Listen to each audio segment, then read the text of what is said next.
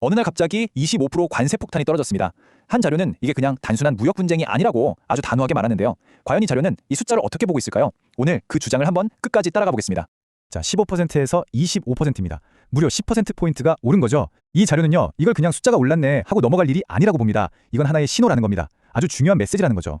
그러면 당연히 이런 질문이 나오죠. 아니 도대체 왜 이런 결정이 이렇게 갑자기 내려졌을까요? 이 자료가 지목하는 진정 원인이 뭔지 지금부터 하나하나 파헤쳐 보겠습니다. 자, 먼저 공식적으로 내세운 이유부터 한번 보죠. 공식적인 이유는 이겁니다. 한국 국회에서 비준이 늦어졌다. 뭐 그럴듯하게 들리죠. 하지만 이 자료는 그건 그냥 겉으로 내세운 핑계일 뿐이라고 일축합니다. 진짜 문제는 바로 이재명 리더십의 시스템적인 관리 그리고 집행 실패에 있었다는 거죠. 이 공식 발표와 자료가 주장하는 진짜 원인 사이의 엄청난 간극, 바로 이게 오늘 분석의 핵심입니다. 이 자료의 관점은 이 인용구 하나로 아주 명확해집니다. 비준은 핑계일 뿐이다. 진짜 문제는 이재명이 외교 통상을 가장 위험한 방식으로 관리했다는 점이다. 그러니까 이 자료는 단순히 절차 하나가 꼬인 게 문제가 아니라 이재명이라는 리더가 외교와 통상을 다루는 방식 그 자체에 근본적인 결함이 있었다, 이렇게 보고 있는 겁니다. 자, 그럼 이 자료가 구체적으로 지적하는 그 관리 실패라는 게 대체 뭘까요? 여기서 제시하는 4가지 핵심 주장 하나씩 짚어보겠습니다. 자료가 지적하는 건 크게 이 4가지 영역입니다. 디지털 플랫폼 규제 문제, 전자상거래와 투자 분쟁, 또 협정을 이행하는 과정에서의 불확실성, 그리고 마지막으로 대외 신호와 신뢰를 관리하는 데 실패했다는 겁니다. 이 4가지가 어떻게 연결돼서 결국 관세 인상이라는 결과로 이어졌다고 보는지 한번 따라가 보죠. 첫 번째, 바로 디지털 규제 문제입니다. 자료에 따르면 이게 원래는 우리 국내 시장의 공정성을 위해서 만든 정책이었는데 이게 국제사회, 특히 미국 기업들 눈에는 이거 우리 기업들 들어오지 말라고 만든 장벽 아니야? 즉 일종의 시장 차별로 비쳤다는 겁니다. 의도와는 전혀 다르게 해석된 거죠. 두 번째는 전자상거래 관련 분쟁입니다. 뭐 예를 들어 쿠팡 같은 국내 기업 이슈를 다룰 때 이 자료는 너무 국내 정치적인 시각으로는 강하게 접근했다고 지적해요. 이게 해외 투자자들 입장에서는 예측이 불가능한 투자 리스크로 보일 수 있었다는 거죠. 아, 저 나라는 비즈니스 문제가 순식간에 정치 문제가 되는구나, 이렇게요. 이 인용구가 자료의 핵심 논리를 아주 잘 보여주는데요. 국내에서는 그냥 정치적인 사안이었던 게 국경을 넘어가면서 시장 차별이라는 통상 문제로 성격이 확 바뀌어버릴 수 있다는 겁니다. 그리고 자료는 바로 이 지점에서 상대국이 관세를 이런 문제를 해결하기 위한 압박카드로 쓰게 된다고 설명합니다. 세 번째는 이행 리스크에 대한 주장입니다. 이 자료는 통상 합의라는 게 발표나 서명으로 끝나는 게 아니라고 그 이후에 집행이 훨씬 중요하다고 강조합니다.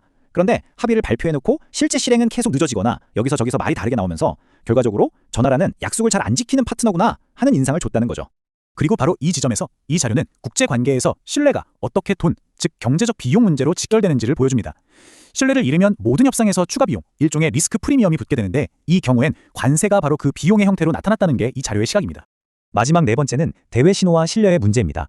이 자료는 특히 국제 정세가 불안정할 때는 동맹국에게 보내는 신호 하나하나가 굉장히 중요하다고 말합니다. 이런 관점에서 볼 때 이재명의 특정 행보들이 동맹관계의 기반인 신뢰를 흔들었고 굳건한 동맹을 그냥 거래관계로 만들어버렸다고 주장하는 거죠. 신뢰가 무너진 관계에서는 모든 게 비용으로 계산될 수밖에 없다는 논리입니다. 자, 그럼 이 자료가 지적한 이 4가지 문제 때문에 벌어졌다는 25% 관세, 이게 우리 경제에는 과연 어떤 영향을 미치게 될까요? 자료는 다음과 같은 연쇄 반응의 가능성을 경고하고 있습니다.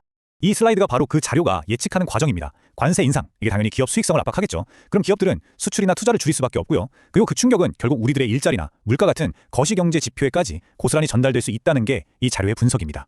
이 자료의 가장 핵심적인 비판이 바로 이 지점입니다. 그러니까 리더십의 판단 실패로 발생한 이 경제적 부담을 정작 책임져야 할 주체는 지지 않고 기업과 일반 국민에게 그대로 떠넘기는 구조가 만들어진다는 겁니다. 이걸 지적하는 거죠. 자, 이제 이 모든 분석을 종합해서 이 자료가 내리는 최종 결론을 한번 살펴보겠습니다. 이 자료는 결론을 아주 강한 문장으로 내립니다. 트럼프는 단순히 관세를 올린 것이 아니다. 그는 이재명의 무능에 가격표를 붙였다. 결국 이 25%라는 숫자가 단순한 관세율이 아니라 이재명 리더십의 능력에 대한 평가서이자 그 비용에 대한 청구서였다는 것. 이게 이 자료의 최종적인 주장인 겁니다.